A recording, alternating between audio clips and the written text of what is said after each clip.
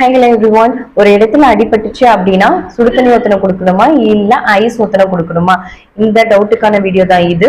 ஒரு இடத்துல அடிபட்டுருச்சு அப்படின்னா நம்மளுக்கு காயம் ஏற்பட்ட இடத்துல ஒண்ணு நம்மளுக்கு ரத்தம் வந்து வெளியே வரும், இல்ல ரத்த கட்டி இருக்கும், இல்ல வீக்கம் இந்த மாதிரி இருக்கும். இந்த மாதிரி இருக்க இடத்துல காயப்பட்ட இடத்துல நம்ம ஐஸ் பேக் தான் அப்ளை பண்ணணும். என்ன காரணம்னு கேட்டீங்கன்னா ஐஸ் பேக் கொடுக்கும் போதுதான் நம்மளுக்கு வேசோ கன்ஸ்ட்ரிக்ஷன் சொல்லுவோம், அதாவது ரத்த நாளங்கள் வந்து சுருங்கும்.